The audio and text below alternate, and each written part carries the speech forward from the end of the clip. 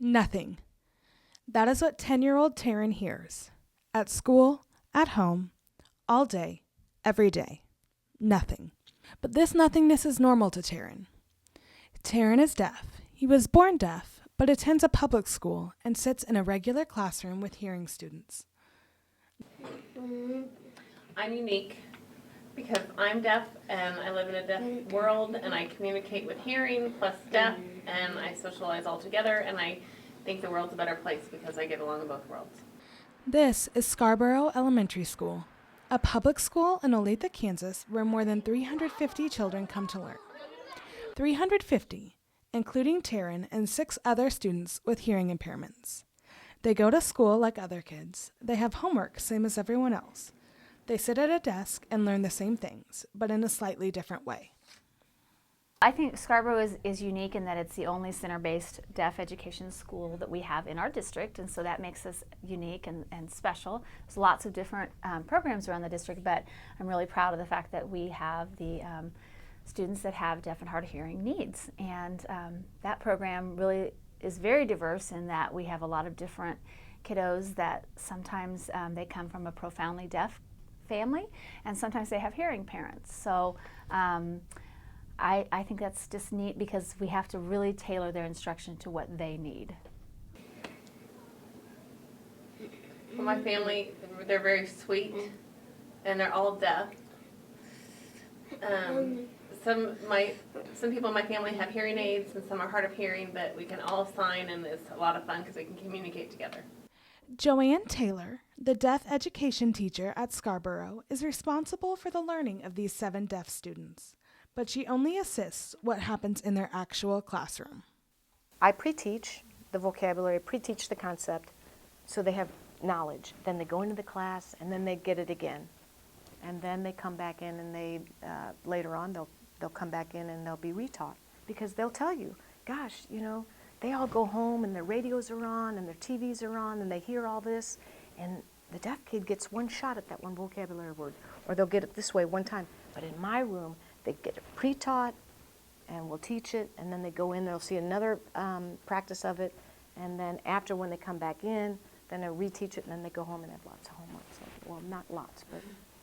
These students face many hurdles when learning in a public classroom, but many of these challenges start with the English language as a whole. Well, ASL and English, it's hard because you have to change the English to the ASL, and then the ASL you have to change it back into English, and it's hard. I think I do pretty good. I'm a little behind because if I get things wrong, like the order, the English structure, it's hard for me, and I know I have to work on that, and the teacher helps me with that. The biggest is the figurative language. He clean over the mountain, or my mom blew up, or there's so many idioms in this world. Stop on a dime. Did you catch that? And they don't get that. There's so much figurative language that they miss because of that. Many of the staff at Scarborough have connections to the deaf community. Morgan Brooks, a para in the deaf education program, was born hearing. I was, 13 months. I had meningitis, and I got really sick. And so, 1 year old, got really sick, and then, it was pretty tough on my family because they thought they were going to lose me. So it's like 50-50 chance. And then, I finally got better, and then that's when they realized I lost my hearing due to meningitis. Another para, Sarah Williamson, has 2 deaf children. One attends the Kansas School for the Deaf, a fully accredited school that offers a comprehensive educational program from preschool through high school only for deaf students. And her other child is mainstreamed in the Olathe School District. Well, the choice was theirs, and actually Nicole did start at South last year for 4 weeks because they started school in May, right before school was out, and then she did it for another September and October. She was doing pretty good, but for her, she had decided that she needed the camaraderie of other deaf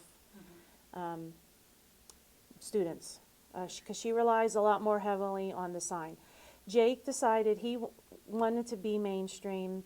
That's where he felt more comfortable. He has a lot of speech, a lot of language, but he does go back and forth. He also signs. He has deaf friends and hearing friends, but that was his choice, and he does well in school. So he was up to that challenge where Nicole, it can be a struggle for her.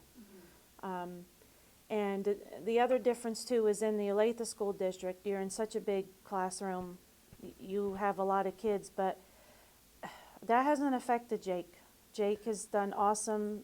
Could have been his social studies class, there's like 32 kids, and he does awesome. He gets A's, the teacher's great with him.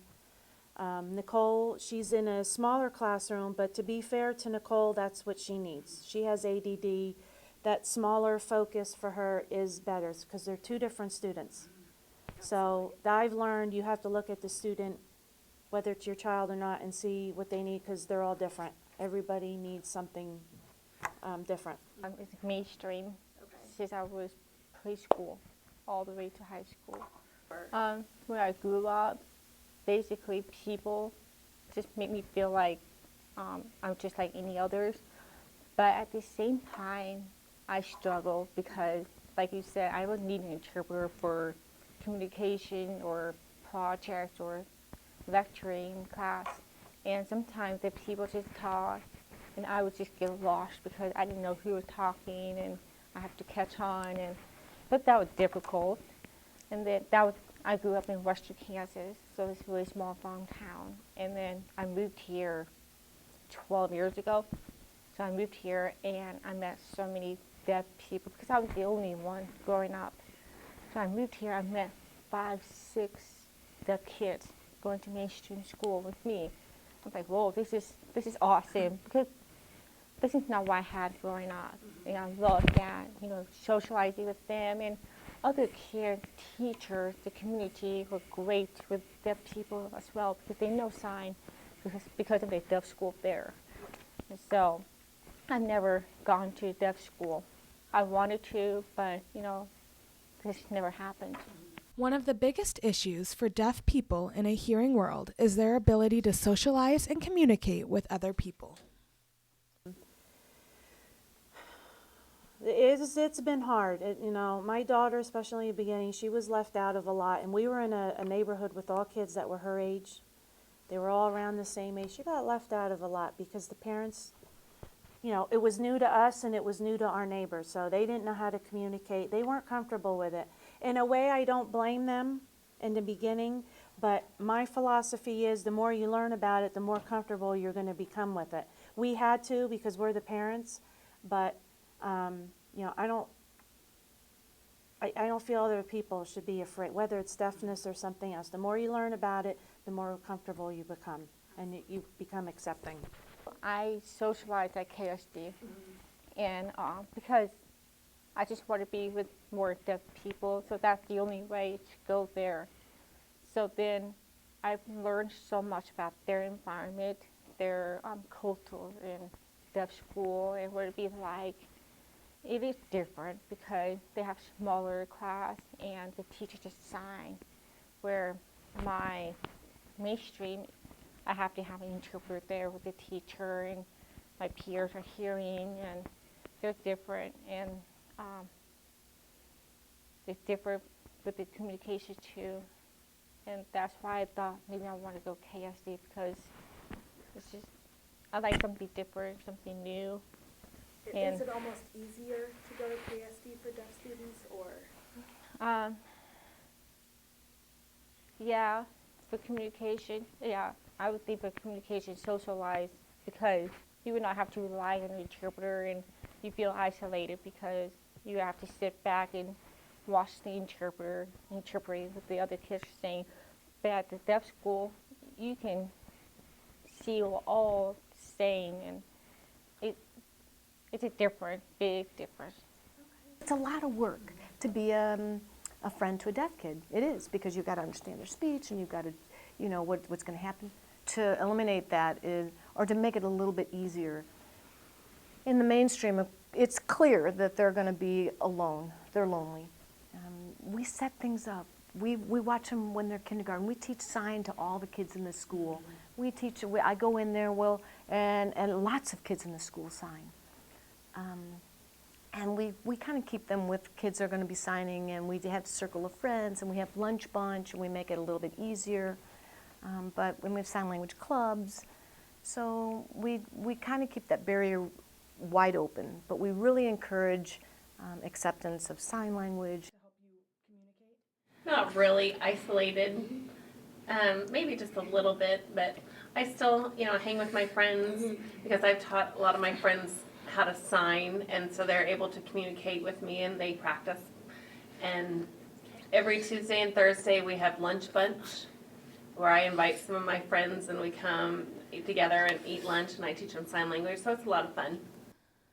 Despite the challenges, Taylor says that being in a mainstream classroom is beneficial for these students.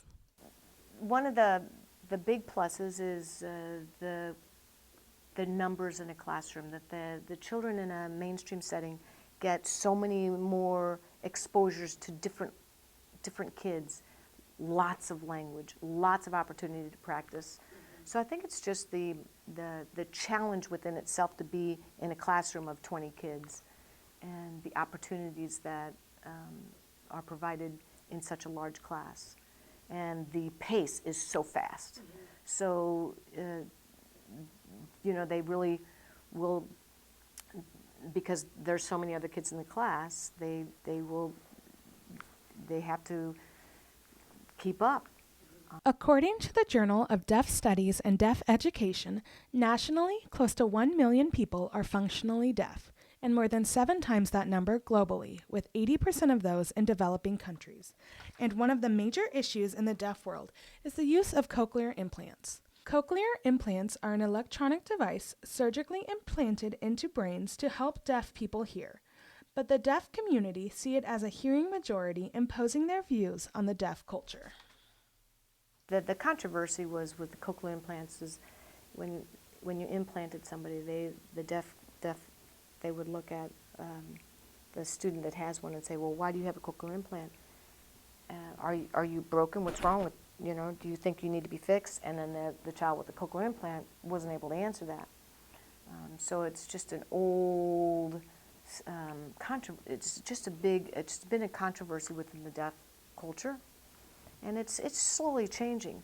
So cochlear implants have opened up so many windows and opportunities because the kids are being implanted so early, and their speech is, it's amazing. We decided at the ages of 7 and 3 that we were going to have them implanted. So they were implanted with cochlear implants on the same day. Got it done in one shot. And then that process went from there. We were told since Nicole was 7, she probably would not maybe do as well as Jake with the implant, and that has been the case. Jake has really progressed very well with it. He's now a freshman, mainstreamed in Olathe Northwest, interpreter, FM, and he does fabulous. He's an AB student. My daughter is a senior at KSD, implanted. She still relies a lot on sign language. That's what my parents want for me, because now the controversy about the cochlear implants is like, why would you want your child to have cochlear implant? Why would you do that? Or why don't you let them decide? Well, I was 3. I didn't make that choice. My parents did. And everyone's like, do you wish they didn't implant you? I was like, well, I don't care. I mean, I was grateful. And my parents wanted me to have the best of both worlds. I still can learn how to sign. I can take it off if I wanted to. I still hang out with my deaf friend, or still have it on when I talk with my family. So really I have advantages than people really think I do.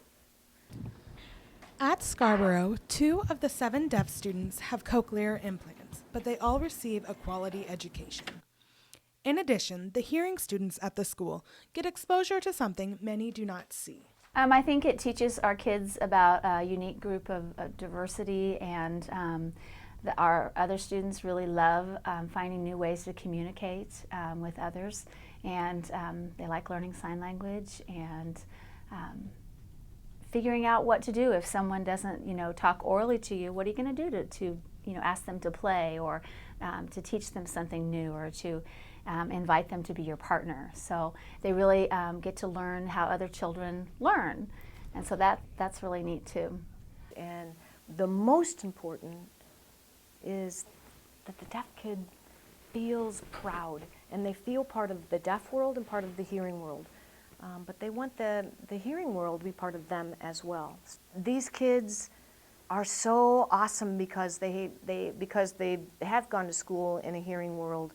They can figure out the hearing worlds. They know that what they need to do. If you don't understand, they will get up paper and they will write. Deaf people are brilliant. They just are brilliant. It doesn't matter what school they go to.